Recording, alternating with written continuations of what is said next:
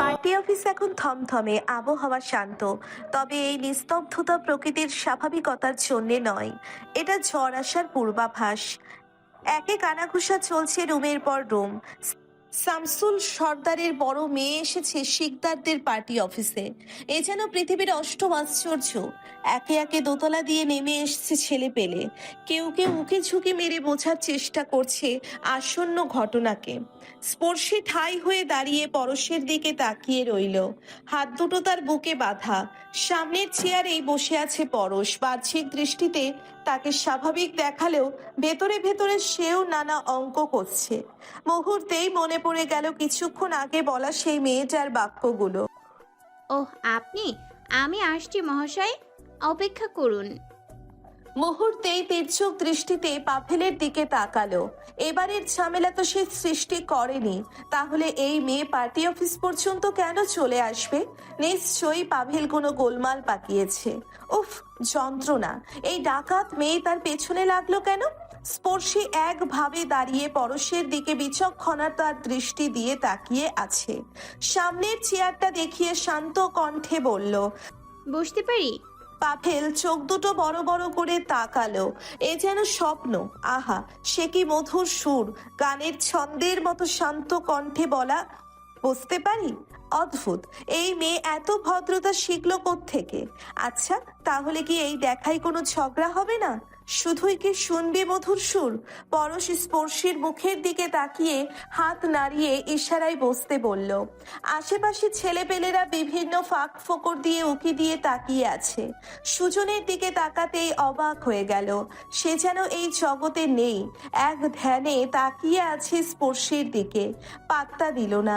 সামনে বসা ভয়ঙ্কর মানবীর উদ্দেশ্যে বলল, কি সমস্যা? স্পর্শীর কোনো ভাবান্তর দেখা গেল না।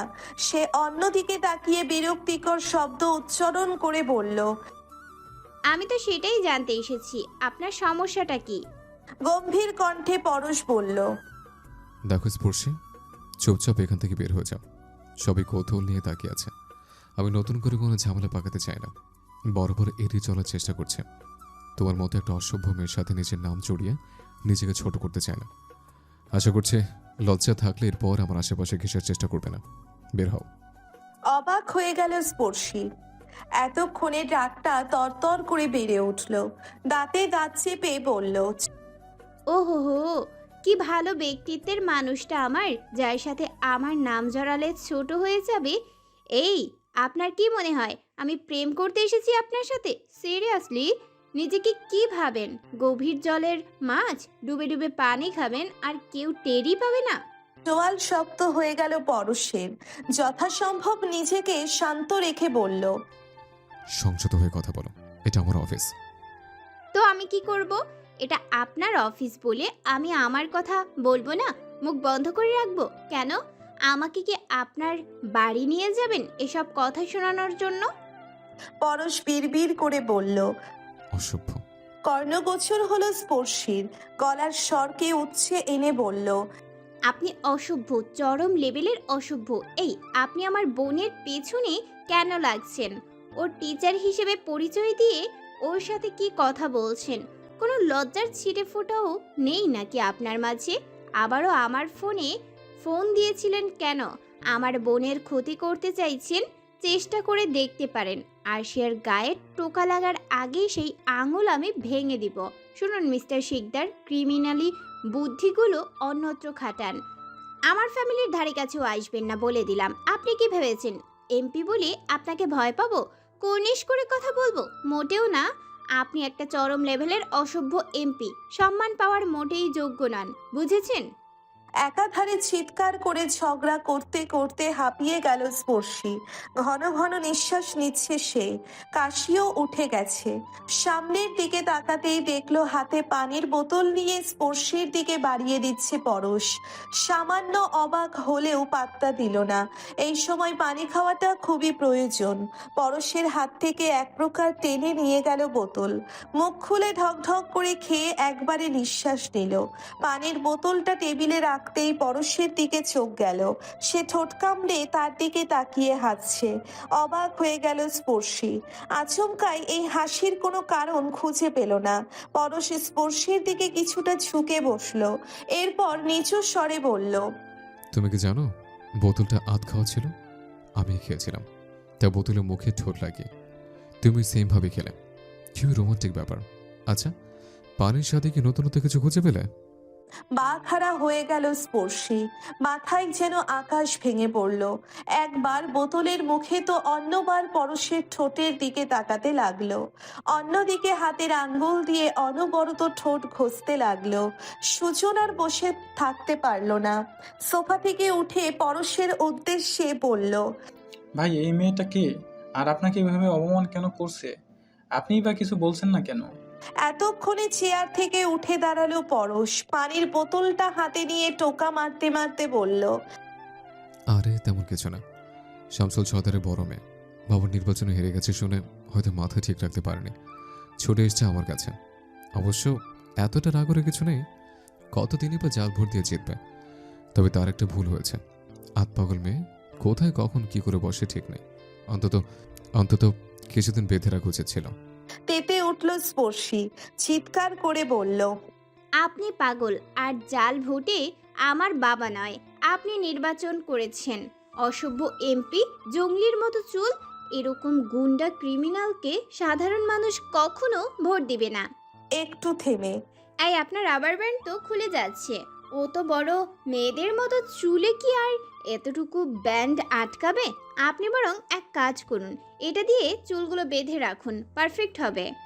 বলেই নিজের খোপায় আটকানো কালো হেয়ার ক্লিপটা পরশের হাতে ধরিয়ে দিল। ভীষণ অসহ্য লাগছে এখানে দাঁড়িয়ে থাকতে। বারবার বোতলের কথা মনে পড়ছে। শেষে থমথমে পায়ে হেঁটে বাইরে চলে গেল। পাভেল অবাক হয়ে তাকিয়ে রইল। এরপর ভাইয়ের উদ্দেশ্যে বলল, এটা কি হলো? পরশ হাতের হেয়ার কাটা এক হাত থেকে অন্য হাতে ক্যাচ নিতে নিতে চেয়ারে বসলো। বলল, নতুন কিছু স্বাদ পেয়েছে তো, তাই খুশিতে উদ্ভ্রান্তের মতো আচরণ করছে। দ্রুত পায়ে হাসি হাসি মুখ নিয়ে টেবিলের দিকে এগিয়ে এলো পাভেল। অতিরিক্ত উত্তেজিত হয়ে ভাইয়ের উদ্দেশ্যে বলল, আমার মনে হচ্ছে আজকে প্রথমবার ঝগড়ে আমরা জিতে গেছি, তাই না? শান্ত ভঙ্গিতে পাভেলের দিকে তাকালো পরশ। পরক্ষণে খপাত করে মাথাটা টেবিলের নিচে চেপে ধরলো। দাঁতে দাঁত চেপে বলল, দ্বিতীয়বার যদি তুই ওই মেয়েকে কোনো রকম কন্ট্যাক্ট করিস, আল্লাহর কসম সেদিন তোর ফোন আমি 14 টুকরা করব। রাগে সারা গা জ্বলে যাচ্ছে স্পর্শীর। সারা গায়ের রক্ত যেন টকবক টকবক করে ফুটছে। কতটা অপমান করলো এই শিকদার। তার বাবাকে নিয়ে ঠাট্টা করছে, তাকে পাগল বলেছে, এটো পানি খাইয়েছে, তার উপর সেটা আবার প্রকাশও করেছে সবার সামনে। উফ, ইচ্ছে করছে ঠোঁট দুটোই ছিঁড়ে ফেলতে। পরক্ষণেই নিজের মনকে সান্ত্বনা দিয়ে বলল, না, এমন কিছুই হয়নি। ওই লোক তাকে রাগানোর জন্য এসব বলেছে। আর যদি বোতলে মুখ লাগিয়ে খেয়েও থাকে তাতে প্রবলেম নেই। সে খেয়ে বোতলের মুখ লাগিয়ে রেখেছে অনেকক্ষণ। ঠোঁটের ছোঁয়া নিশ্চয়ই মুছে গেছে। স্পর্শীর রাগের উপর তেল ছিটিয়ে দিতে যেন সৃষ্টিকর্তা উঠে পড়ে লেগেছে। সারা রাস্তা হেঁটেও কোনো রিক্সা পেল না। আজব, সবাই কি একসাথে প্ল্যান করেছে নাকি তাকে হেনস্থা করার? অদ্ভুত, সব রিক্সাওয়ালা কি একসাথে যাত্রী পেয়ে গেছে? ভাবতে ভাবতেই ফোন বেজে উঠল। হাতে ওঠাতেই দেখলো স্ক্রিনের উপর চলচল করে অনন্দা লেখাটা ভেসে উঠেছে। নিশ্চয়ই ভার্সিটির কোনো খবর জানাবে। নিজেকে শান্ত করার সর্বোচ্চ চেষ্টা করলো স্পর্শী। এরপর আলতো হাতে রিসিপ্ট করে কানে তুলতেই ওপাশ থেকে বলল, কি রে, তুই কই আছিস? খোঁজই তো নেই। পিরোজপুরে কেন বলতো?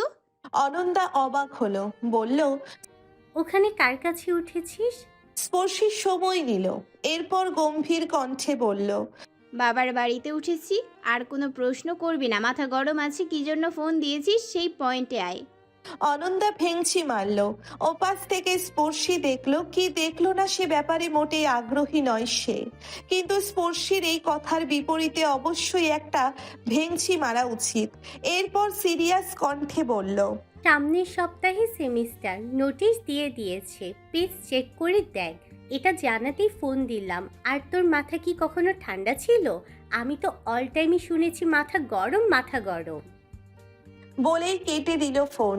হয়তো অভিমান করেছে, করতেই পারে, করাটাই স্বাভাবিক। স্পর্শীর সামান্য খারাপ লাগলো, কিন্তু এই মুহূর্তে ওই অভিমান ভাঙাতে একটুও ইচ্ছে হলো না, যার দরুন ফোনটা পার্সে ঢুকিয়ে সামনের দিকে অগ্রসর হলো। এর মধ্যেই পেছন থেকে এক রিকশাওয়ালা হর্ন বাজালো। উঠে গেল স্পর্শী। এই মুহূর্তে হাঁটতে মোটেই ইচ্ছে হচ্ছে না। বাড়ি ফিরে সরাসরি রুমে চলে গেল। পিপাসা দেখতেই পেছন পেছন এগিয়ে এলো। কোথায় গেছিলি, কেন গেছিলি, কার কাছে গেছিলি ইত্যাদি নানা সব প্রশ্ন করতে লাগলো অনবরত। মায়ের কথায় কোনোরূপ সাড়া না দিয়েই ঢুকে গেল বাথরুমে। ঠোঁট ধুতে হবে। না না, শুধু ঠোঁট নয়, গোসলই করবে সে। মাথাটা যে পর্যায়ে গরম হয়ে আছে, তাতে এই মুহূর্তে গোসল করাটাই শ্রেয়। বেশ ঘন্টা খানেক ধরে ঠান্ডা পানি দিয়ে গোসল করে বাইরে এলো। মাথায় তোয়ালে পেঁচিয়ে অলস ভঙ্গিতে বিছানায় গা ভাসালো। এরপর কলা গাছের মতো পড়ে থাকলো সারা দুপুর। সারা বাড়ি আমেজে ভর্তি। অতিরিক্ত চিৎকার হই হুল্লোড়ে ঘুম ভেঙে গেল স্পর্শীর। দুহাত দিয়ে কান চেপে ধরে উঠে দাঁড়ালো। মাথার তোয়ালে আরো আগেই খুলে বিছানায় পড়ে আছে। সেটাকে বারান্দায় মেলে দিয়ে এলোমেলো ভেজা চুলে বেরিয়ে এলো রুম থেকে। আলতো পায়ে সিঁড়ি দিয়ে নামতে নামতে দেখলো উৎফুল্ল আরশি নতুন ফোন হাতে সারা বাড়ি লাফাচ্ছে আর সবার ছবি তুলছে। বাবার সামনেই সোফায় বসে হাসছে, যেন এক অপূর্ণ তৃপ্তি পাচ্ছেন তিনি। স্পর্শী এগিয়ে গিয়ে বাবার পাশে বসলো। এরপর ঘুম ঘুম কণ্ঠে বলল, আমার জন্য কি এনেছো? বোকা চাহনিতে মেয়ের দিকে চাইলেন শামসুল। এরপর হেয়ালি করে বললেন, তোমার তো ফোন আছে মামুনি, তাই তো আনিনি। একটু থেমে বললেন, এই তো ফুচকা এনেছি, প্রায় 15 প্লেটের মতো, দুবোন মিলে খাও। স্পর্শী আলতো হাসলো। প্যাকেট খুলে ফুচকা বের করে খালি একটা ফুচকা মুখে দিল। মুহূর্তেই হো হো করে হেসে উঠল শামসুল। পাশ থেকে ল্যাপটপটা বের করতেই চমকে গেল স্পর্শী। অবিশ্বাস্য কণ্ঠে বলল, তুমি কি করে জানলে আমার ল্যাপটপ লাগবে? ছুটে আসলো আরশি। হেয়ালি করে বলল, আমি বলেছি আব্বু আমার ফোন কেনার পর বলেছি আপুর জন্য ল্যাপটপ নাও। ও অনেক দিন ধরে একটা ল্যাপটপ কিনতে চাইছে, মায়া করে দায়িত্ব নিয়ে বলেছি। অথচ তুমি কখনো আমার কথা মনে করে বলতেই না, বরং এই যে ফোন কিনে দিয়েছি তাতেই খুশি নও। হাসলো স্পর্শী। মুহূর্তই খানিক কাটার পর শান্ত কণ্ঠে মাকে ডাকলো। বলল, মা, কাল সকালে আমি ঢাকায় যাচ্ছি। এক্সাম নোটিশ দিয়ে দিয়েছেন, সামনের সপ্তাহে এক্সাম শুরু। আরশির পরীক্ষাও এগিয়ে এসেছে, ওকেও নিয়ে যাচ্ছি আমি সাথে। হাস্য উজ্জ্বল মুখখানি এতক্ষণে অমাবস্যার চাঁদের ন্যায় করে ফেললো আরশি। ছুটে গিয়ে বাবার ডান পাশে বসলো। আহত কণ্ঠে বলল, আব্বু আমি যাব না, আমি তোমার কাছে থাকবো। আমার এক্সাম এখনও 1.5 মাস পর। আপুকে বলে দাও ওর এক্সামের পর আমার বই খাতা নিয়ে আসতে। আমি এখানে বসে বই পড়ব, তারপর গিয়ে পরীক্ষা দিব। আমাদের সাভারের কলেজের এইচএসসিতে বেশিরভাগ স্টুডেন্ট সিটি তো জাহাঙ্গীরনগরে পড়ে, সমস্যা তো হবে না। আমি তোমার কাছে থাকবো, আমি ঢাকা আর যাব না। আবেগে আপ্লুত হয়ে গেলেন শামসুল সর্দার। মেয়েকে জড়িয়ে ধরে বলল, আমার মাকে আমার থেকে দূরে রাখবই না। আমার মা আমার কাছেই থাকবে, কোথাও যাবে না। ক্ষান্ত হলো না স্পর্শী, কিন্তু বাবার সাথে পেরে উঠল না। শেষে বাধ্য হয়েই একা যাওয়ার সিদ্ধান্ত নিল। 2 পা এগিয়ে সামনে এলো পিপাসা। আলতো হেসে বলল, আমিও যাব তোর সাথে। অনেক তো থাকা হলো তোদের সাথে, এবার নিজের ঠিকানায় চলে যাই। পার্লারটাও বেশ কদিন ধরে বন্ধ আছে। তোদের বাবার কাছে পৌঁছানোর দায়িত্ব ছিল, পালন করেছি। এখন চলে যাওয়া উচিত। স্পর্শী বাবার দিকে তাকালো, কিন্তু তিনি নীরব। আশাহত হলো স্পর্শী। বাধা দিল না মাকে। তাদের স্বামী স্ত্রীর ব্যাপারে নাক গলানো উচিত নয়। নিজেদের ব্যাপারটা তারা নিজেরাই বুঝুক। মায়ের কথায় সায় দিল স্পর্শী। মুহূর্তেই পুনরায় থমথমে হলো সর্দার বাড়ি। এই থমথমে পরিবেশে দ্রুত পায়ে সদর দরজা দিয়ে ভেতরে ঢুকলো শোভাম। ড্রয়িং রুমে সবাইকে উপস্থিত দেখতেই দাঁড়িয়ে পড়ল। নিজেকে যথা সম্ভব সামলে নিল। এরপর ত্রস্ত পায়ে সোফায় বসলো, স্পর্শীর দিকে তাকিয়ে জিজ্ঞেস করলো। শিকদারদের পার্টি অফিসে কেন গিয়েছিলে তুমি? স্পর্শী অবাক হলো না, কারণ সে জানতো এ কথা বাবা ভাইয়ের কানে অবশ্যই আসবে। সে সমস্ত উত্তর আগেই ভেবে রেখেছিল। শান্ত কণ্ঠে বলল। একটু কাজ ছিল ব্যক্তিগত। স্তব্ধ হয়ে গেলেন শামসুল, গম্ভীর কণ্ঠে বললেন। তুমি পিরোজপুর ঢোকার পরে জেনেছো শিকদার সর্দারের মধ্যে ঝামেলা চলছে, তাও তাদের অফিসে ঢুকছো কেন? বাবার দিকে তাকালো স্পর্শী, এরপর শান্ত কণ্ঠে বলল। আবু, তোমার রাগ করার কারণ অহেতুক। কেননা আমি মাত্র কটা দিন হলো নিজের পরিচয় জেনেছি। শিকদারদের সাথে যে আমাদের শত্রুতা, সেটা মাত্র কদিন আগেই জেনেছি। এক্ষেত্রে দোষটা আমার নয়। সন্দেহের দৃষ্টিতে স্পর্শীর দিকে তাকালো শোভাম, বলল। পড়ো, শিকদারের সাথে তোমার কি কোনো সম্পর্ক আছে, প্রেম বিষয়ক? স্তব্ধ হয়ে গেল স্পর্শী, চোখের পলক পড়ছে না তার। এক দৃষ্টিতে ভাইয়ের দিকে তাকিয়ে বলল। আপনার সন্দেহ শক্তি ভীষণই দুর্বল ভাইয়া। কোন আক্কেলে মনে হলো ওই গুন্ডা জঙ্গলি লোকটার সাথে আমি প্রেম করব? হাস্যকর ব্যাপার। কিছুটা শান্ত হলো শামসুল, মনটা যেন কিছুটা তৃপ্তি পেয়েছে। এই পর্যায়ে মেয়েকে জিজ্ঞেস করলো। তাহলে কি এমন প্রয়োজন পড়লো মামুনি যে তুমি ওর অফিসে গেছো? স্পর্শী কথা সাজিয়ে নিল। আরশের ব্যাপারটা কোনো মতেই তোলা যাবে না, তাহলে দেখা যাবে জল ঘোলা করতে করতে ওকে যে 3 দিন আটকে রেখেছিল সেটাও বের হয়ে যাবে। সাভারের সবাই জানুক, সমস্যা নেই, কিন্তু বাড়ির কাউকে জানাবে না, এতে তার বোনের সম্মান জড়িয়ে আছে। বেশ কিছুক্ষণ ভেবে বলল। আবু, বড় শিকদারের ভাই পিয়াস শিকদার, ও আমাদের ভার্সিটিতেই পড়তো। ক্যারেক্টারলেস ছিল ছেলেটা, আমার পেছনে ঘুরঘুর করতো, নেশাও করতো। ও খুন হয়েছিল রিসেন্টলি, ওর বন্ধুরা করেছিল খুন, কিন্তু পরশ শিকদার আমাকে দোষী বানিয়েছিল। ভেবেছিল আমি ওর ভাইকে ভার্সিটির সবার সামনে মেরেছি বলে পিয়াস আত্মহত্যা করেছে। সেই থেকে আমার সাথে শত্রুতা, প্রায় সময়ই আমাকে হুমকি দেয়, আর আমিও শাসিয়ে আসি। আজকেও সেজন্যই গিয়েছিলাম। চোখের পলক পড়ছে না শোভামের, অবাক হয়ে বলল। তুমি পিটিয়েছো পিয়াসকে, ভয় লাগেনি? ও যদি তোমার কোনো ক্ষতি করতো, কিভাবে পেটালে? ভ্রু কুঁচকে তাকালো স্পর্শী, ভাইয়ের উদ্দেশ্যে বলল। কিভাবে পিটিয়েছি সেটা তো বলে বোঝানো যাবে না, প্র্যাকটিক্যালি দেখাতে হবে। চেঁচিয়ে উঠল আরশি, শোভাম ভাইয়ের উদ্দেশ্যে বলল। ভাইয়া, আপনি জানেন না, আপুকে আমাদের ওখানে অনেকেই ভয় পায়। সবাই লেটি গুন্ডা বলে, কোথায় কোথায় সবাইকে মারে। ও ভয়ঙ্কর মহিলা। গালে হাত দিয়ে স্পর্শের দিকে তাকিয়ে রইল শোভাম, শান্ত কণ্ঠে বলল। এই শরীর নিয়ে আবার মারামারি ও করো, বাহ! শামসুল সর্দারের যোগ্য কন্যা। সর্দার মঞ্জিল। ঘড়ির কাঁটায় তখন মাত্র 7টা। রৌদ্র উজ্জ্বল সকালে পুরো বাড়ি যেন নিস্তব্ধ, শুধু শোনা যাচ্ছে রান্নাঘর থেকে টুংটাং আওয়াজ। হ্যাঁ, সোনালি টিফিনে খাবার ভরছে স্পর্শীদের দেওয়ার জন্য, আর স্পর্শী সোফার উপর তার ব্যাগ রেখে পাশে বসে নুডলস খাচ্ছে। দূরেই টেবিলে পিপাসা বসে আছে, খাবার খাওয়ার সাথে সাথে আর চোখে স্বামীর দিকে তাকাচ্ছে। বড্ড আশা ছিল সে যাওয়ার কথা বললে নিশ্চয়ই শামসুল সর্দার তাকে আটকে দেবে, হয়তো অধিকার খাটিয়ে বলবে। স্পর্শের না হয় পরীক্ষা, সে পরীক্ষা দিতে যাবে, কিন্তু তুমি যাচ্ছ কোথায়? তোমারও কি পরীক্ষা? ওসব পার্লার টার্লার বিক্রি করে বাড়িতে চলে আসো, বউদের মতো সংসার সামলাতে ব্যস্ত হও। কিন্তু না, তার থেকে কোনো রকম টু শব্দটিও পায়নি পিপাসা। ভীষণ লজ্জা লাগছে তার। কেন এলো এই বাড়িতে? এসেছে ভালো কথা, কিন্তু থাকতে কেন গেল?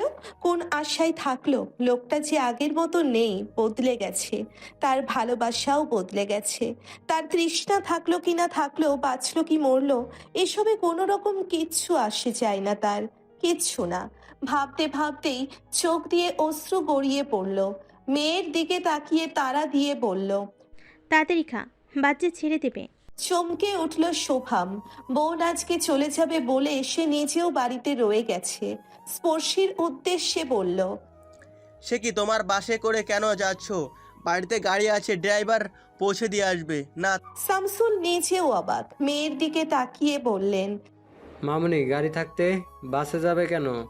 স্পর্শী কিছু বুঝে উঠতে পারছে না।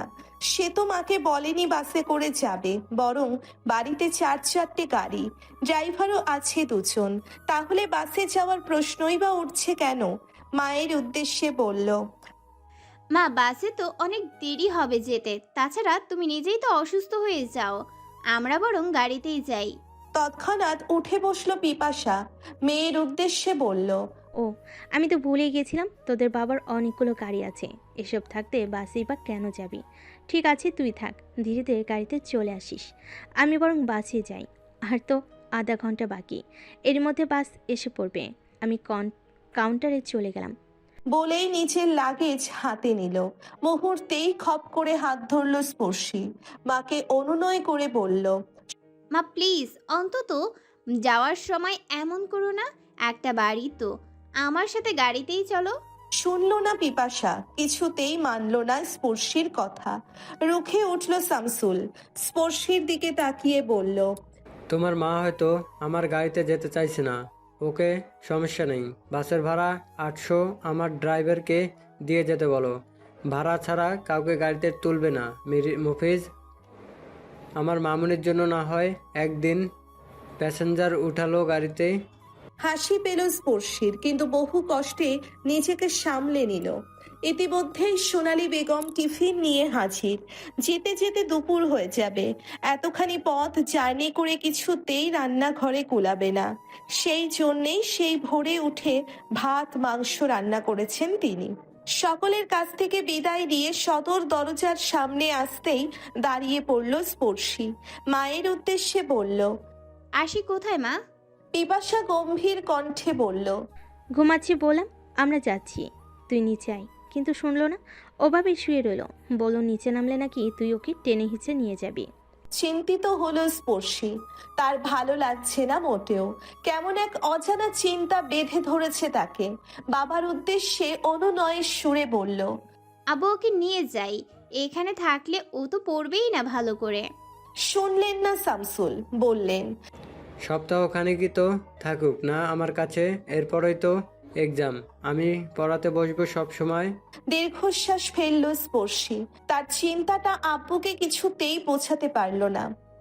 আর খুলে বললেও বিস্তরের ঝামেলা হবে। ব্যাগ নিচে রেখে ছুটে এলো উপরে। আর সেই রুমে ঢুকেই দরজা আটকালো। বিছানা থেকে টেনে তুলে কঠোর সুরে বলল, একদম ঢং করবি না। আমি জানি তুই জেগে আছিস, সারা রাত ফোন টিপেছিস, সেটাও জানি। আমি তোকে লাস্টবার সাবধান করছি আইসি, এই পাভেল ভাই আর তার ওই স্পেশাল ভোট চোরের পরশ ভাই, কোনো ভাইয়ের সাথে কোনো রকম কন্ট্যাক্ট রাখবি না। কেউ রং নাম্বারে ফোন দিলে কথা বলবি না। বাড়ির বাইরে তো বের হবিই না, মনে থাকে যেন। কোনো রকম যদি কোনো গোলমাল পাকিয়েছিস না, তো তোকে আমি ন্যাড়া করে দিব, চামচিকার বাচ্চা। এই তো এই সপ্তাহটা, এরপরে আসছি আমি। কি ভেবেছিস আব্বু তোকে বাঁচাবে? তোর আব্বু আমাকে না চিনলেও তুই ঠিক ভালো করেই চিনিস আমায়। কোনো রকম উল্টাপাল্টা কিছু করলে তোর কি অবস্থা করব আমি ভেবেও পাবি না। একটু থেমে শ্বাস নিয়ে, গেলাম আমি। ঠিক মতো খাওয়া দাওয়া করবি, রাত 12টার পর আর জাগবি না। ওকে, বাই। বলেই দ্রুত রুম থেকে বেরিয়ে এলো। স্পর্শী যাবার মুহূর্তেই ভেঙচি পারল আরশি। এরপর পুনরায় কাঁথার মধ্যে ঢুকে ফোন স্ক্রল করতে লাগলো। গেটের সামনে আসতেই অবাক হয়ে গেল স্পর্শী। ড্রাইভিং সিটে শোভাম ভাই বসে আছে। আলতো হেসে উকি দিয়ে টিটকারি মেরে বলল, সর্দার বাড়ির ড্রাইভার নাকি আপনি? হেসে দিল শামসুল সর্দার, বলল, তোমার ভাইয়া ঢাকায় যাচ্ছে, তাই আর ড্রাইভারকে নিচ্ছে না। আর কোনো কথা হলো না তাদের মধ্যে। বাবার থেকে দোয়া নিয়ে গাড়িতে বসলো। এরপর চলতে লাগলো চাকা। ধীরে ধীরে এগিয়ে গেল বড় রাস্তার দিকে। নাস্তার টেবিলে ঠাই হয়ে বসে আছে পরশ। এই মুহূর্তে তার ভীষণ বিরক্ত লাগছে। ইচ্ছে করছে টেবিল ছেড়ে সোজা রুমে চলে যেতে, কিন্তু পারছে না। কেননা এই মুহূর্তে অস্বাভাবিক কিছু করলেই দাদি সারা বাড়ি মাথায় তুলবেন। টেবিলে এই মুহূর্তে সবার আলোচনা পরশের বিয়ে নিয়ে। দাদি হলেন তাদের মধ্যমণি। তিনি খেতে খেতে আমজাদ শিকদারের উদ্দেশ্যে বললেন, নাতিটার উপর কিছু নজর পড়ছে, তা না হইলে যেমনি বিয়ার কথা উঠে তেমনি একটা না একটা বাধা পড়ে। আইজ প্রায় কয় বছর হইয়া গেছে, কিন্তু এখনো বিয়াটা দিতে পারলাম না। প্রথমে কইলা তোমার ইলেকশন শেষ হইবে, তারপর করবা বিয়া। ভালোই ভালোই শেষ হইল ইলেকশন, এরপর কইলা নতুন নতুন এমপি হইছ, সময় লাগবো সামলাইতে। দিলাম সময়, এরপর নাতিরা আমার মরল। যাই হোক, আল্লাহর মাল আল্লাহ নিয়ে গেছে, এখন তো বিয়াটা করা উচিত। পরশ আশফাস করে উঠল। এই বিয়া ব্যাপারটা নিয়ে সে কিছু ভাবতেই চাইছে না। এমন নয় যে সে কাউকে পছন্দ করে বা পূরবীকে অপছন্দ করে, কিন্তু তাও ভালো লাগছে না। মোট কথা, এই মুহূর্তে বিয়ে সম্ভব না, মন সায় দিচ্ছে না। আমজাদ শেখ তার মায়ের মুখের দিকে তাকালেন। তার খুব শখ দুই নাতি নাতনির বিয়ে দিবেন। পূরবীকেও তিনি পছন্দ করেন, কিন্তু কিছু একটা বাধা দেয় মাঝখানে। পূরবীর মা তার একমাত্র বোন, সে এই বিয়েতে খুশি থাকলেও ভগ্নিপতি খুশি নন। তাকে দেখেই বোঝা যায় ভদ্রলোক পরশকে পছন্দ করেন না। পরশের এই বেশভূষায় শিক্ষক রূপী ভগ্নিপতি খুবই বিরক্ত হন। তবে যা বুঝলেন তাতে মনে হচ্ছে স্ত্রীর সাথে পেরে ওঠেন না তিনি, যার কারণে এই বিয়েটা মাঝামাঝি ঝুলে আছেন। তিনি কখনো এই বিয়েতে রাজি সেটা বলেননি, আর না তো এই বিয়েতে রাজি না সেটা বলেছেন। দেখা কথা হলেই এই আলতো মাথা নাড়িয়েছেন, কিন্তু এই বিষয়টাতে হোঁচট খাচ্ছেন আমজাদ। কিন্তু মাকে বোঝাতে পারছেন না তার মতে জহুরুল আহমেদ স্বল্পভাষী, তাই তেমন একটা আমোদ প্রমোদে দেখা যায় না। একটু নড়ে চড়ে বসলেন আমজাদ, মনে মনে বললেন, না, এবার যা বলার সরাসরি বলতে হবে। এত এত ঝামেলা জিজ্ঞাসা করা হয়নি, কিন্তু এবারে খোলাখুলি কথা বলতে হবে। সারা জীবনের একটা সম্পর্ক এভাবে ঝুলিয়ে তো রাখা যায় না। মায়ের উদ্দেশ্যে বললেন, মা, পূর্ববীর তো আর মাসখানেকের মধ্যে ইন্টার ফার্স্ট ইয়ারের পরীক্ষা, এখনই যদি আবার বিয়ে নিয়ে, আমি বলতে চাইছি এত ঝই ঝামেলার মধ্যে কি মেয়েটা পড়ার সময় পাবে? নতুন সম্পর্ক, নতুন মানুষ, এর মধ্যে মেয়েটা সামলাতে পারবে না। চমকে তাকালো পরশ, কৌতূহলী হয়ে জিজ্ঞেস করলো, প্রেমার থেকে 1 বছরের ছোট? বাবা মাথা নাড়লেন। মুহূর্তেই মাথা গরম হয়ে গেল পরশের। খাবার ছেড়ে উঠে দাঁড়িয়ে বাবার উদ্দেশ্যে বললেন, সিরিয়াসলি? ইন্টারে পড়ে? প্রেমার থেকেও ছোট? আব্বু, এই এতটুকু একটা মেয়ের সাথে আমার বিয়ে ঠিক করলে কোন আক্কেলে? আশ্চর্য, আমার অর্ধেক বয়সের মেয়েও না। না, মেয়ের কি অভাব পড়েছে? বিয়ে করলে একজন ম্যাচিওর আমার সাথে মানানসই বয়সের মেয়েকে করব, কিন্তু তাই বলে এত ছোট একটা মেয়ে? মাথা গরম হয়ে যাচ্ছে আমার। ফুপি ফুপি এতটা মাথা মোটা হলো কবে থেকে? ওদের কাছে ওদের মেয়ে বোঝা হয়ে যাচ্ছে যে এতটুকু মেয়েকে বিয়ে দেওয়ার জন্য উঠে পড়ে লেগেছে। এরকম হলে আজকে গিয়ে পূর্বীকে নিয়ে আসবে, ছোট বোনের মতো করে বড় করব। প্রেমার সাথে থাকবে, খাবে, বড় হবে, দ্বিতীয়বার আর বিয়ের কথা বলবে না। মাথায় বাজ পড়ল মমতাজ বেগমের। আই হাই করতে করতে বলে উঠলেন, এইটা কি কথা কইলা দাদু ভাই? তোমারে আংটি পরাইলো তখনও তো কিছু কইলা না। হ্যাঁ, বলিনি, কারণ আমি অনেক বছর আগে পূর্বীকে সরাসরি দেখেছি। এত এত ঝামেলায় কখনো ওর বয়সের দিকে খেয়াল হয়নি। ছবি দেখেছো তুমি, ফটো দেখে কি বয়স বিবেচনা করা যায়? আর আংটির কথা বলেছ, ওটা ডোয়ারে আছে, ফেরত দিয়ে দেবো তোমায়। আশাহত হয়ে ছেলের দিকে তাকালেন মমতাজ, বললেন, আমার কত স্বাদ ছিল ছেলের নাতির লগে মাইয়ার নাতির বিয়া দেবো। থাক, দরকার নাই। আমার তো বয়স হইয়া গেছে, আমার কথার কি এখন কোনো মূল্য আছে? তোমরাই তো এখন সব, একজন এমপি আর একজন সাবেক এমপি। বিরক্ত হলো পরশ, বলল,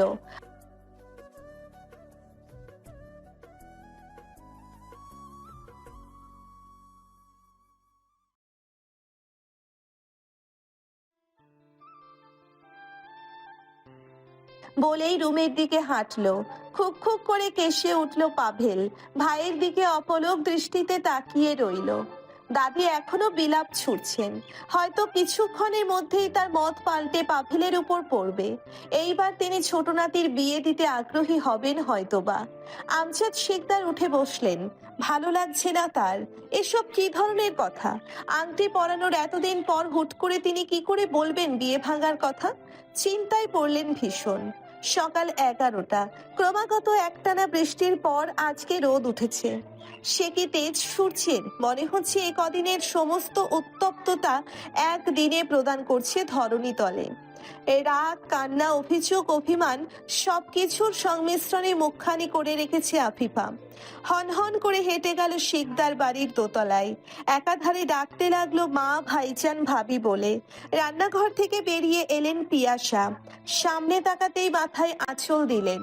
জহুরুল আহমেদ ওই স্ত্রীর সাথে এসেছেন, মনে মনে খুশি হলেও তিনি মুখখানি গম্ভীর করেই রেখেছেন। পিয়াসা আতিথেয়তার সাথে তাদের সোফায় বসালেন।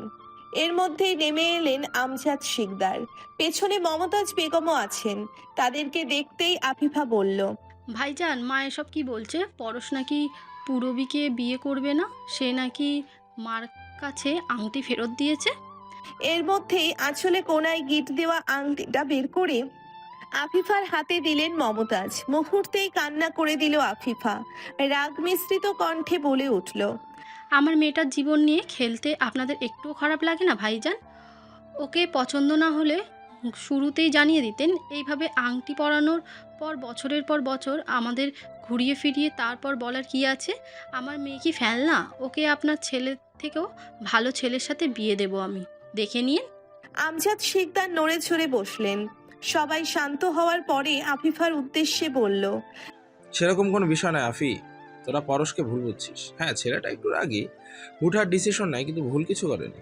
ভেবে দেখলাম তোর মেয়ের বয়স কত, মাত্র 16 বা 17, কিন্তু পরশের বয়স 29 ছাড়িয়ে গেছে, প্রায় 12 বছরে বলে। ওর সাথে আমি কথা বলেছি কিছুক্ষণ আগে, যা বুঝলাম ও ভুল কিছু বলেনি। পূরবী আজ অনেক বছর হয়েছে আমাদের বাড়িতে এসেছে, প্রায় বছর 5 হয়েছে। মেয়েকে ইংলিশ মিডিয়ামে ভর্তি করেছিস, হোস্টেলে থাকে, সেজন্যই নানা বাড়ি থেকে দূরে থেকেছে এত বছর।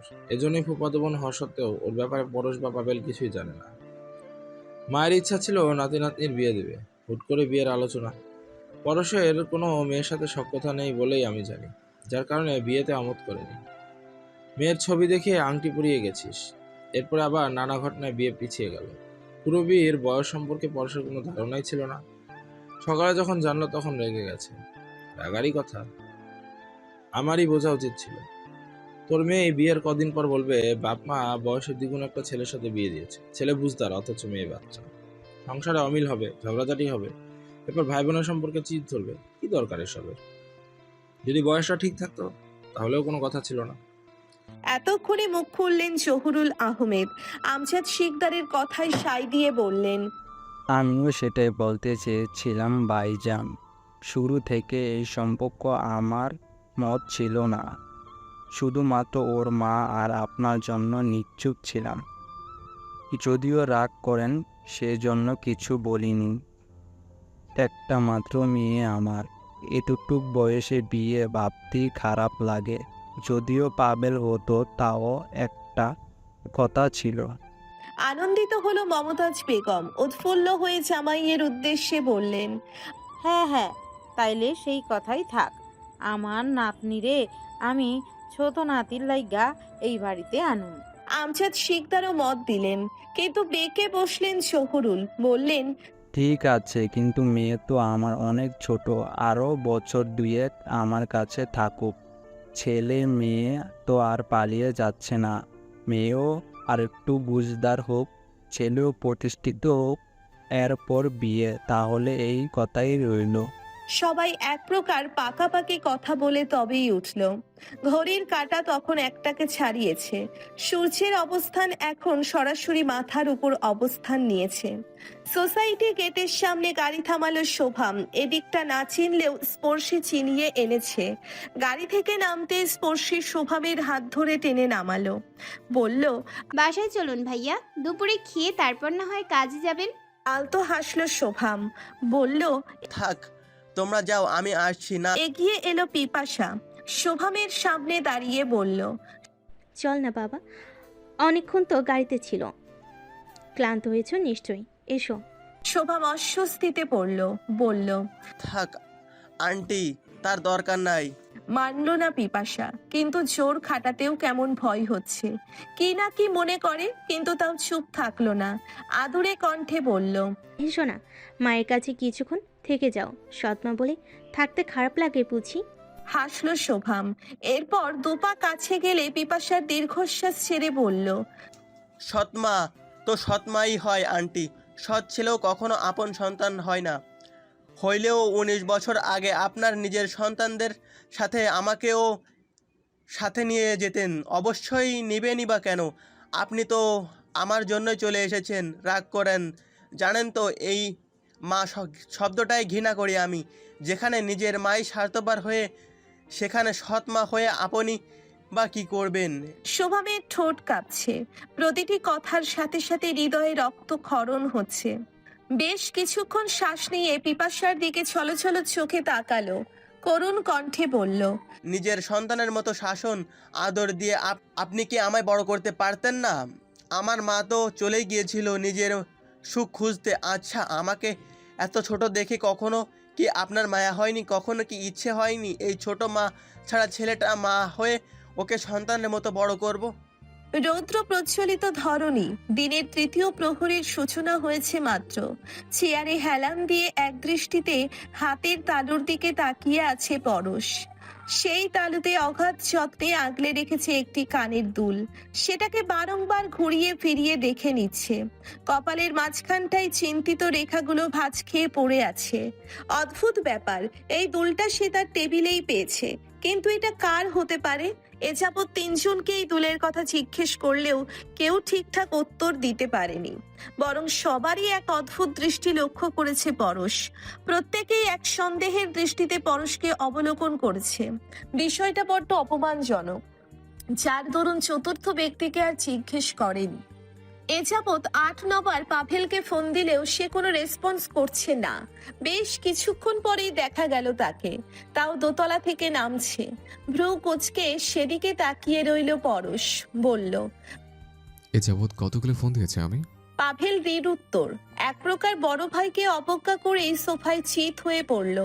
আশ্চর্য হয়ে গেল পরশ, চেয়ার থেকে উঠে সোফার পাশে গেল। কান টেনে ধরে ওঠাতেই নিজেকে ছাড়িয়ে নিল পাভেল। ছনছন করে ভাইয়ের উদ্দেশ্যে বলল, সবসময় বিপদগুলো আমার উপর চাপিয়ে দিয়ে নিজে ফিরে থাকিস। তুই বিয়ে করবি না ভালো কথা, আমার কথা বলতে গেলে কেন? এখন বাড়ির সবাই আমাকে নিয়ে পড়ে আসে, বিয়েও ফাইনাল। আমার মাস্টার্স কমপ্লিট করার পরপরই বিয়ে। খুশি তুই? পরশ হেসে বলল, দারুণ ব্যাপার, এটা তো খুশির সংবাদ। এভাবে মুখ গোমরা করে আছিস কেন? তুই তো এতদিন আমাকে বলতে যেন বিয়ে করে তাকে সুযোগ দিয়ে দিলাম। এখন আমার আগেই বিয়ে করে ফেল। পাভেল তীর্যক হাসলো, দাঁত কেলিয়ে বলল, তুই কি জানিস আমি আগে বিয়ে করলে শেষে তোকে আর কেউ বিয়ে করবে না? সবাই ভাববে বড় ভাইয়ের কোনো সমস্যা আছে বলেই ছোট ভাই বিয়ে করে ফেলেছে। পরশ পাত্তা দিল না। হাতের ইয়াররিংটা দেখিয়ে সন্দেহী কণ্ঠে জিজ্ঞেস করলো, এটা কার? পার্টি অফিসে কি করে মেয়ে আসছিল? চমকে সোফা থেকে উঠে বসলো পাভেল। হাত থেকে ইয়াররিংটা নিয়ে কিছুক্ষণ ঘুরিয়ে ফিরিয়ে দেখলো, এরপর জহুরি চোখে বলল, কাল থেকে আমার জানা মতে 4 জন মহিলা আসছিল। এর মধ্যে একজন একদম বৃদ্ধ আর 2 জন বাচ্চা নিয়ে মাঝারি বয়সের। দুলটা হোয়াইট স্টেনের। এরকম দুল নিশ্চয়ই ওইসব মহিলারা পরবে না। তার মানে এটা ওই চতুর্থ মেয়েটার। পরশ ভ্রুযুগল সামান্য কুঁচকাল, বিরক্তি প্রকাশ করে বলল, এতটা ভনিতা করতে বলিনি আমি, সোজা সাপটা জানলে বল। আরে বাবা, এখনো বুঝিস না নাকি? এটা শিখদের বাড়ির ভয়ঙ্কর মানবীর, যে তোকে চুল দাড়ি কাটতে 200 টাকা দিয়েছিল, এমনকি চুল বাঁধার জন্য নিজের মাথা থেকে হেয়ার ক্লিপও খুলে দিয়েছিল। থেমে উত্তেজিত হয়ে বলল, এই 1 মিনিট, দুলটা হয়তো মাথার ক্লিপে খুলতে গিয়ে পড়ে গেছিল। বাই দ্য ওয়ে, তুই এটাকে এতটা যত্নে রাখছিস কেন? মনে হচ্ছে মূল্যবান হীরা পেতে পারিস। প্রেমিকার মাথার ওগুলো তো আজকালকার প্রেমিকের কাছে জোনাকে পোকার মতো মনে হয়। সেখানে সামান্য একটা স্টোনের দুলকে হীরের দুল ভাবা কি অস্বাভাবিক কিছু নাকি? এটা খুবই নর্মাল ব্যাপার, আমি কিছু মনে করছি না এতে। বাই দ্য ওয়ে ভাই, তোকে একটা সোনার সিন্ধুক বানিয়ে দেবো নাকি হীরার দুলটাকে লুকিয়ে রাখার জন্য? আশ্চর্য হয়ে গেল পরশ। হা হয়ে তাকিয়ে রইল কিছুক্ষণ। মস্তিষ্ক যেন হুট করে হোঁচট খেল। চোখ দুটো বার কয়েক বন্ধ করে কণ্ঠকে খাদে নামিয়ে নিচু আওয়াজে বলল, সিরিয়াসলি, এসব উদ্ভট কথাবার্তা তোর মাথায় আসলো কি করে?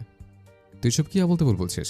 তো আবার অফিসে বসে কেউ যদি শুনে নেয় তখন কি হবে? এরকম ইয়ার কি আমি মোটেও পছন্দ করি না। পাভেল, ফার্দার এমন সব আউলফেল কথাবার্তা বললে থাপ্পড় খাবি।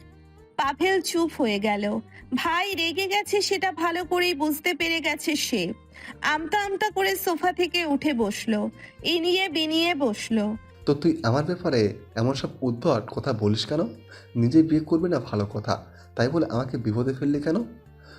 তুই একটা হু উচ্চারণ করলে আব্বু হ্যাঁ মেনে নেয়, অথচ আমি সারাদিন ঘ্যান ঘ্যান করলেও আমার কথা শুনবে না। শুধু শুধু নতুন ঝামেলায় ফেললি। পরশ কাট কাট কণ্ঠে বলল, তো আমি তোর কথা বললে তুই মেনে নিবি কেন? খাবার সময় চুপ ছিলি কেন? কেন বলিস নে পূরবীকে বিয়ে করবি না?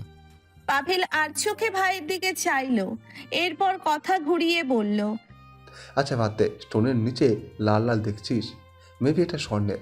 আমি বরং এটা আশিকে দিয়ে দেবো, তা না হলে দেখা যাবে ওর বোন এসে যুদ্ধ শুরু করে দেবে, বলবে তুই ওর ফুল চুরি করেছিস।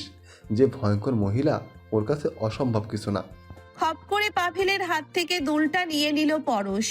দু পা এগিয়ে গিয়ে শাসনের সুরে বলল, তুই কি ভেবেছিস এই দলির অজুহাত দিয়ে ওই মেয়েটার সাথে কন্ট্যাক্ট করবি?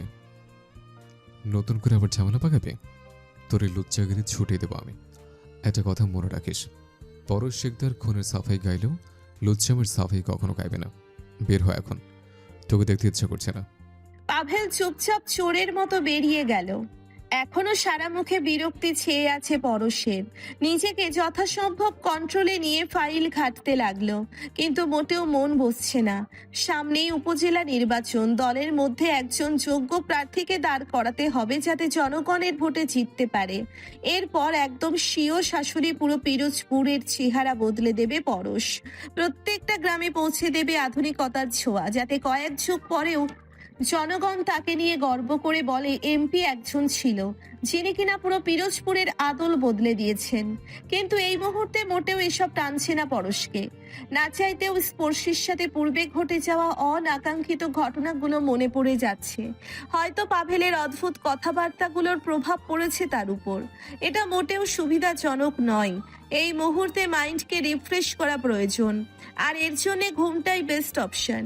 ধীর পায়ে উঠে গেল 3 তলায়।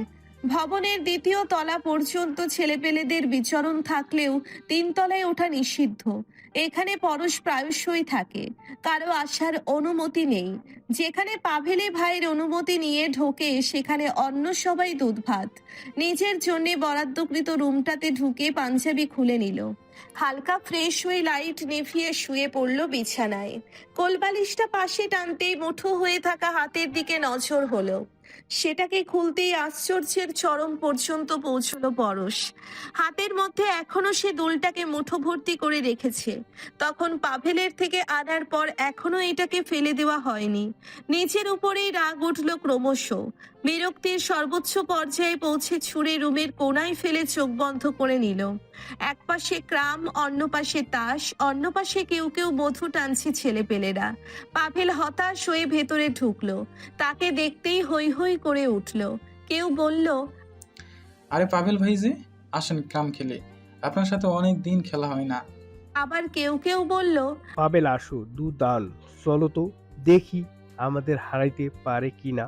আবার সমবয়সী কেউ কেউ বলল, আরে এদিকে আয়, দুই একটা টান মার। অমিত ভাই নতুন আইছি, দেখ মাত্রই সুজন ভাই নিয়ে আইছি। পাভেল কারো কথা শুনলো না। হতাশ হয়ে চেয়ারে বসে বলল, না রে ভাই, রেগে গেছে আমার উপর। এখন যদি আবার এসে দেখে তাস খেলছি বা তোদের সাথে নেশা করছি, তাহলে আজকে আমাকে আর কেউ বাঁচাতে পারবে না। আমি বরং একটু উপরে যাই। এখন আমার জন্য সেফ জোন এই ক্লাব ঘরটাই, বাড়িতে একটু শান্তি নাই।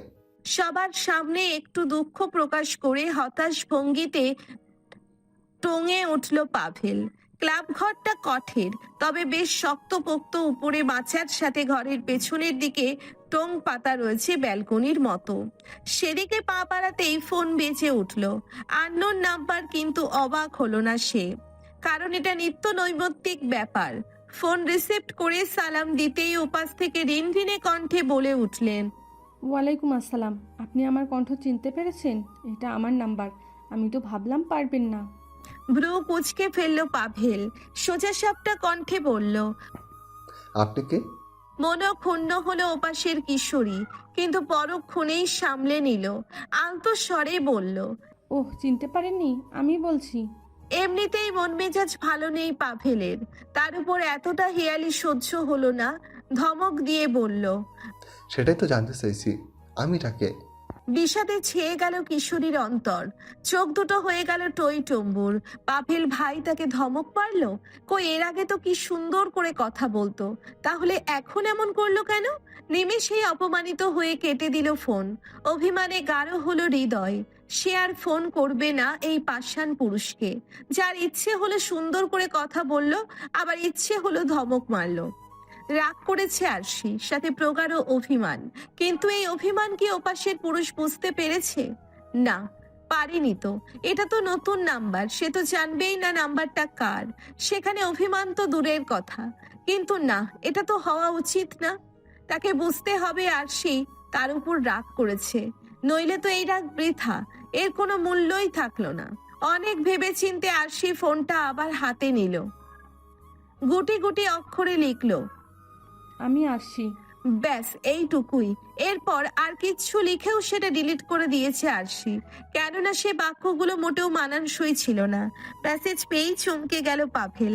পুনরায় কল লাগালো নাম্বারে। এতক্ষণে রাগ অভিমানকে যেন বুড়ো আঙ্গুল দেখিয়ে দিল আরশির মন। কল ঢোকার সাথে সাথে ছাপিয়ে পড়লো ফোনের উপর, রিসিভ করে ধরে রাখলো কানে। নীরবতা ছেয়ে গেল দুপাশে। পাভেল শক্ত কণ্ঠে বলল, এটা কার নাম্বার? আর সে গম্ভীর কণ্ঠে অভিমান জড়িত গলায় বলল, আমারই, আব্বু কিনে দিয়েছে সকালে। আপু আর আম্মু সকালেই ঢাকা চলে গেছে। ভাবলাম আপনি যদি আবার আপুকে ফোন করেন তাহলে তো বুঝে ফেলবে, তাই আমার নাম্বারটা দিয়ে রাখলাম। ফোন করলে এখানেই করবেন। কপালে ভাঁজ পড়ল পাভেলের। প্রশ্ন ছুড়ে দিল পুনরায়, বলল, তোমাকে কেন ফোন দেব? বুকের ভেতরটা কেমন করে উঠল আরশির। অপমানে দগদগে ক্ষত হয়ে গেল বাপাসটায়। সেও প্রশ্ন ছুড়ে দিল পাভেল ভাইকে, বলল, সেদিন কি জন্য ফোন দিয়েছিলেন আপুর নাম্বারে? সে জন্যই না হয় দিবেন। চমকে উঠল পাভেল, আমতা আমতা করে বলল। আলতো হাসলো আরশি, শান্ত কণ্ঠে বলল, এমনিতে তো ফোন দেননি পাবেল ভাই, আপনি ফোন দিয়েছিলেন আমায় ম্যানেজ করতে, যাতে আমি আব্বুকে কিছু না জানাই, আর না তো আপনারা কোনো ঝামেলাই না জড়ান। চুপ করে রইল পাভেল। মেয়েটা সামনাসামনি বোকা শোকা সরল সোজা ভাব দেখালেও ভেতরে ভেতরে ঠিকই বোনের মতো মিচকা শয়তান, সেটা ভালো করেই টের পেল। তবে সে যে তার উপর সামান্য হলেও দুর্বল হয়ে পড়েছে সে ব্যাপারেও নিশ্চিত সে। পাভেলের নীরবতা আরশিকে দ্বিগুণ যন্ত্রণা দিল। পুনরায় শান্ত কণ্ঠে বলল, ভয় পাবেন না, আব্বুকে কিচ্ছু বলবো না।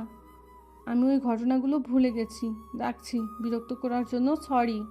বলেই ফোন কেটে দিল। অবাক হয়ে ফোনের দিকে তাকিয়ে রইল পাভেল। তার পরপরই মাথা থেকে ঝেড়ে নিল সব। আর সে মুখ চেপে কান্না করে দিল। ভীষণ খারাপ লাগছে তার। কেন সব সময় তার ভাবনাগুলোই ভুল হয়? কেন তাকে সবাই ব্যবহার করে? প্রথমে তো আপুকে ভয় দেখানোর জন্য গোটা 3 দিন তাকে আটকে রাখলো, এখন আবার তাকে ব্যবহার করেই সেই ঝামেলা মেটাতে চাইছে কেন? পরক্ষণেই নিজেকে সামলে নিল। এসব ব্যাপারে সে মোটেই আর ভাববে না।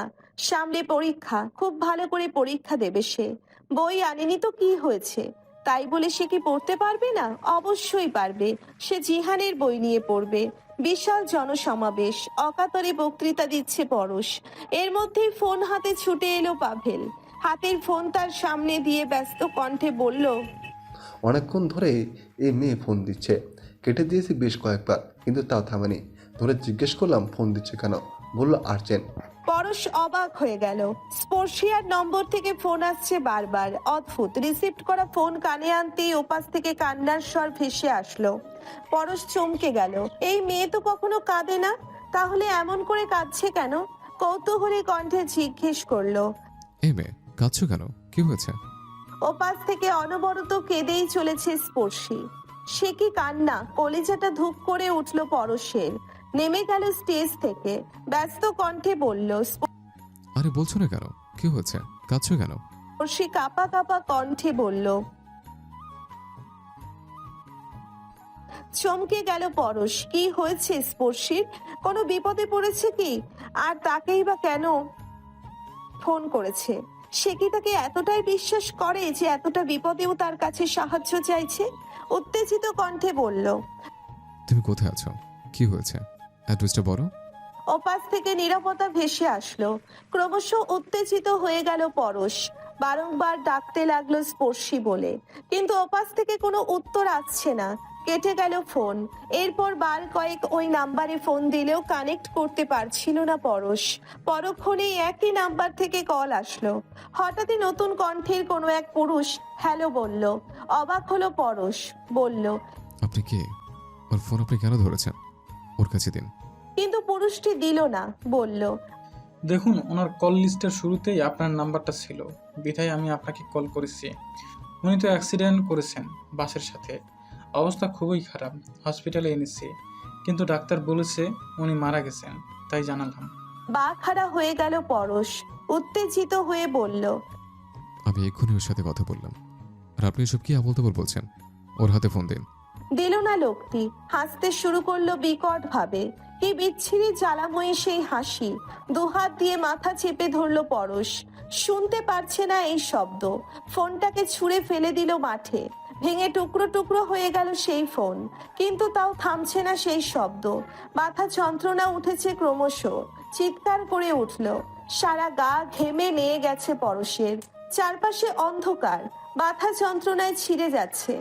দ্রুত পায়ে উঠে লাইট জ্বালালো। মুহূর্তেই ও নিজেকে আবিষ্কার করলো পার্টি অফিসের 3 তলার সেই প্রাইভেট রুমে। কোথাও নেই সেই জনসমাবেশ, নেই সেই চিৎকার। ফোনটা পড়ে আছে বিছানার এক পাশে, তাও অক্ষত। তাহলে কি এসব স্বপ্ন দেখছিল সে? শরীরটা নুইয়ে পড়েছে, পাগল পাগল লাগছে। দিনের বেলায় এমন জীবন্ত স্বপ্ন পুরোপুরি নাড়িয়ে দিয়েছে। শরীরটাকে ছেড়ে দিল বিছানায়। চোখ দুটো খুলে তাকিয়ে রইল ছাদের দিকে। ভাবতে লাগলো স্বপ্নের কথা। কি হাস্যকর! এরকম কোনো ঘটনা বাস্তবে ঘটলে মরে গেলেও স্পর্শী কি তার নাম্বারে ফোন দিবে? জীবনেও না। আর না তো তার নাম্বার কল লিস্টের প্রথমে রাখবে। তবে ব্লক লিস্টের প্রথমে রাখলে রাখতে পারে। মুহূর্তেই নিজেকে নিয়ে অবাক হয়ে গেল পরশ। সে আবিষ্কার করলো মিনিটের মধ্যে স্বপ্নের অধিকাংশ ঘটনা ভুলে যাচ্ছে। দিবার স্বপ্ন কি এমন ভাবেই হারিয়ে যায় মুহূর্তের মধ্যে? হতেও পারে, জানা নেই পরশের। লোকের মুখে শুনেছে দিবার স্বপ্ন খুবই খারাপ হয়। এই ভয়ঙ্কর মানবীকে কি সত্যি এবার কোনো বিপদ ছিল? আচ্ছা, সে কি একবার নতুন কোনো সিম দিয়ে অপরিচিত হয়ে খোঁজ নিয়ে জানবে মেয়েটার অবস্থা? আপনার ডায়ালকৃত নম্বরটি এই মুহূর্তে ব্যস্ত আছে। অনুগ্রহ করে কিছুক্ষণ পর আবার চেষ্টা করুন। ধন্যবাদ। চিকন সুরেলা নারী কণ্ঠের আওয়াজে বার্তাটুকু বাজতেই ফোন কেটে দিল পরশ। নিশ্চয়ই ফোনের ওই পাশের মেয়েটি কারোর সাথে ফোন আলাপে ব্যস্ত। কিন্তু এই ভর সন্ধ্যায় কার সাথেই বা কথা বলছে সে? প্রেমিকের সাথে? হ্যাঁ, হতেও পারে। মেয়েটা সুন্দরী বটে। যে কোনো পুরুষই সেই সৌন্দর্যে মুগ্ধ হয়ে হারিয়ে যেতে প্রস্তুত হবে। তার ওই মায়াবী মুখখানির দিকে তাকিয়ে থাকবে অপলকে যতক্ষণ না পর্যন্ত মানবীটি তার মুখ না খোলে। হ্যাঁ, এটা সাবধানী বার্তা। শামসুল সর্দারের বড় মেয়ে নিতান্তই সুন্দরী এবং মায়াবী, কিন্তু তিনি যখন অন্য কারোর সাথে কথা বলতে শুরু করে তখন তাকে বিশাল আকৃতির এক ভয়ঙ্করী দানবী মনে হতেও দ্বিধা হবে না। এত সুন্দর একটা মেয়ের মুখের ভাষা কি করে এতটা রসকসহীন কাঠখোট্টা হয় সেটাই ভেবে পায় না পরশ। নিশ্চয়ই মেয়েটাকে জন্মের পর মধু খাওয়ানো হয়নি। হয়তো ভুল করে মধুর কৌটোর বদলে সরিষার তেল খাইয়েছিল, যার কারণে এত ঝাঁজ। হতেই পারে, এটা স্বাভাবিক। দ্বিতীয়বারের মতো একই নম্বরে ফোন দিতে কিছুটা অস্বস্তি হচ্ছে। মস্তিষ্ক বারংবার বারণ করলেও মন যেন সায় দিচ্ছে না। টানা 10 মিনিট পর পুনরায় কল লাগালো। প্রথমবারের মতো একইভাবে সেই সুরেলা কণ্ঠ বলে উঠল তার নাম্বার ব্যস্ত। ব্রু কুচকে ফেলে পুনরায় কেটে দিল সে। সাথে সাথেই ওপাশ থেকে কল ব্যাক করলো। রিসিভ করে সালাম দেওয়ার উদ্দেশ্যে কানে তুলতেই ওপাশ থেকে ঝাঝালো স্বরে স্পর্শী বলল, কি ভাইয়া এত মিস কল মারেন কেন? থতমত খেয়ে গেল পরশ। অবাকের সুরে বলল, আশ্চর্য, কোথায় মিস কল মারলাম? তোমার ফোন ব্যস্ত ছিল তাই কেটে দিয়েছে। ভ্রু দুটো উছিয়ে নোটটা পুনরায় মিলিয়ে নিল স্পর্শী। চোখের চশমাটা নাকের ডগায় এসে গেছে অনেকটা। সেটাকে তর্জনী দিয়ে ঠেলে ঠিক করে নিয়ে বলল, ব্যস্ত ছিল মানে? কোথায় ব্যস্ত ছিল? আমি তো কারোর সাথে কথা বলিনি এতক্ষণ। পরক্ষণেই নাম্বারের দিকে তাকিয়ে বিরক্তিকর শব্দ উচ্চারণ করে বলল, কে ভাই আপনি? কি সব উল্টাপাল্টা খাইয়া আমারে ফোন দিছেন? রাখেন মিয়া, এমনিতেই প্যারায় আছি। এই, তুমি কি কখনো সুন্দর করে কথা বলতে পারো না? মাথার তার কি সবসময় ছেড়ে থাকে নাকি? হ্যাঁ, অসভ্য। তোমাকে দুবার করে কল করেছে, প্রতিবারই ফোন ব্যস্ত বলেছে, তাই কেটে দিয়েছে। হা হয়ে গেল স্পর্শী, জিভে কামড় দিয়ে বলল, ওহো, আরে হ্যাঁ হ্যাঁ, ওটা তো কলার টিউন সেভ করেছি আমি, চেঞ্জ করা হয়নি।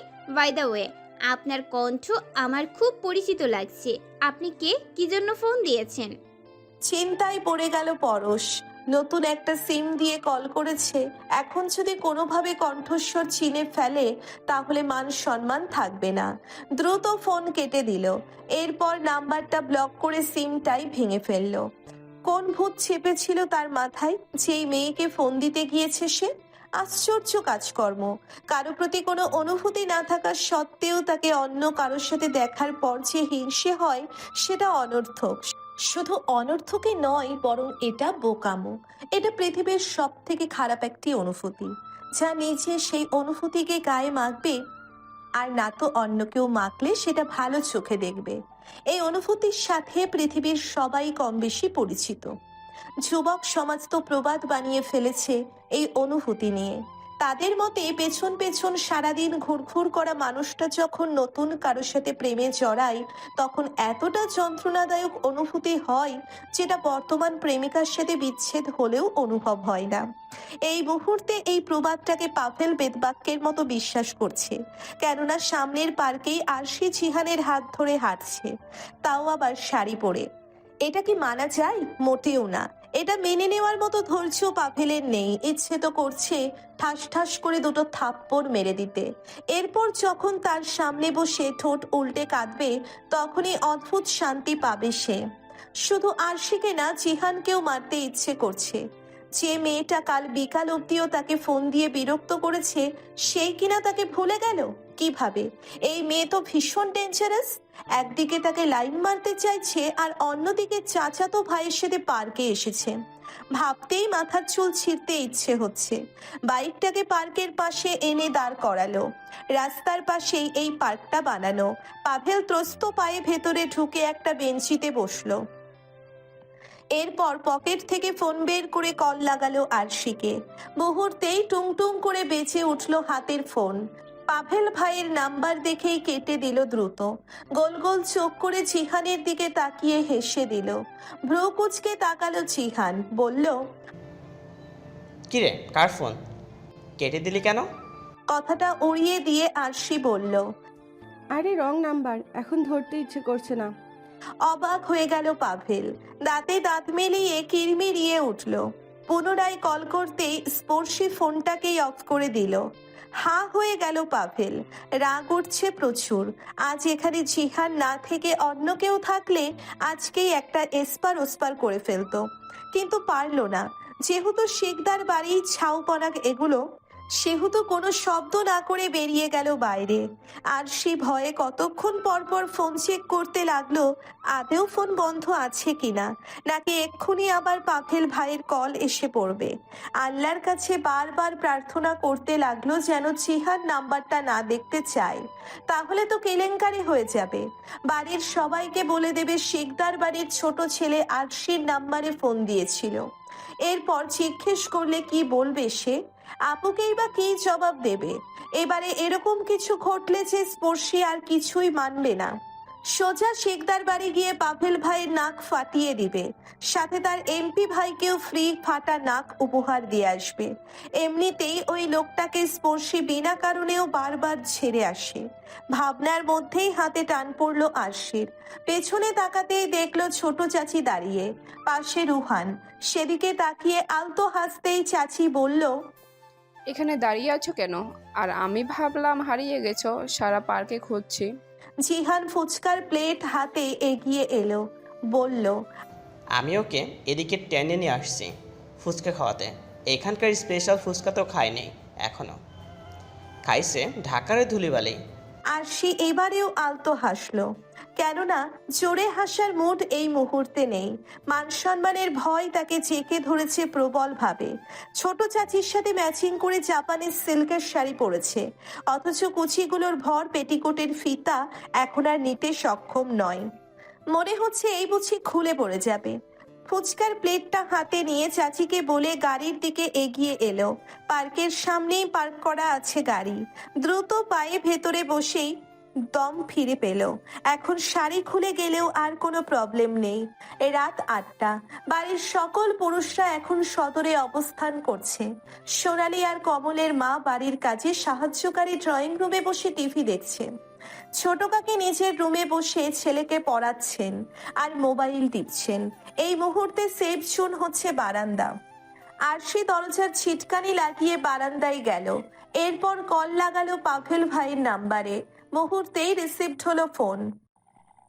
গতদিন বিকালের কথা মোটেই ভোলেনি আরশি, কিন্তু তাও মন মানছে না। পাভেল ভাই বিকালে দুবার ফোন দিলেও সে কেটে দিয়েছে বাধ্য হয়ে। কি জন্য ফোন দিয়েছিল সেটা জানার জন্য মন আনচান করছে। কণ্ঠকে অনেক দাবিয়ে ছোট্ট স্বরে বলল, পাভেল ভাই বিকালে ফোন দিয়েছিলেন? কেন, কল গেছিল নাকি তোমার ফোনে? বোকা বনে গেল আরশি, অবুঝের মতো বলল, হ্যাঁ বিকেলে দুবার কল এসেছিল। দাঁতে দাঁত চেপে পাভেল বলল, তাহলে আবার জিজ্ঞেস করছো কেন কল গেছিল কিনা? আমি ফোন না দিলে কি উড়ে উড়ে কল যাবে? আরশি অস্ফুট স্বরে বলল, ও কি জন্য ফোন দিয়েছিলেন? পাভেল উত্তর দিল না, ওভাবেই চুপ করে রইল। বেশ কিছুক্ষণ নীরবতা বিরাজ করলো দুজনের মধ্যে। কল দেওয়ার পর কেটে ফোন বন্ধ করে দিয়েছিলে কেন? আরশি চুপ করে রইল। পাভেল ভাই রেগে আছে সেটা বোঝাই যাচ্ছে। শান্ত স্বরে বলল, ব্যস্ত ছিলাম একটু। রুশে উঠল পাভেল, বলল, হ্যাঁ ব্যস্ত তো থাকবেই, বয়ফ্রেন্ডের সাথে পার্কে ঘুরতে গেছিলে যে, ওই সময় আমার ফোন ধরলে তো ধরা পড়ে যাইতা, তাই বন্ধ করে রাখছো। কি সুন্দর প্রেম, দেখলে চোখ জুড়িয়ে যায়। সেম কালারের শাড়ি, হাত ধরে হাঁটা, সমবয়সী প্রেম, তারপর চাচাতো ভাইয়ের সাথে দারুণ লাইফ কাটাচ্ছ তাই না? আরও কটা আছে লাইনে? আমাকে তো পটানোর চেষ্টা করে যাচ্ছ, বয়ফ্রেন্ড তো বাড়িতেই আছে, ঢাকায় কতগুলো রেখে আসছো। বাবা, তোমার দেখে বোঝাই যায় না এইটুকু মেয়ে, অথচ নাকে দড়ি লাগিয়ে 7-8টা ছেলে পিছনে পিছনে ঘোরাচ্ছ। ভীষণ প্রশংসার ব্যাপার। হা হয়ে গেল আরশি। গলা থেকে যেন সাউন্ড বের হচ্ছে না মোটেই। তার মানে কি পাভেল ভাই তাকে দেখেছে জিহানের সাথে, আর দেখে কি সে জেলাস হয়েছে? হোক, কিন্তু আরশি কখনো তাকে জেলাসি ফিল করানোর জন্য এসব মিথ্যাকে স্বীকার করে নেবে না। নোয়ানো কণ্ঠে বলল,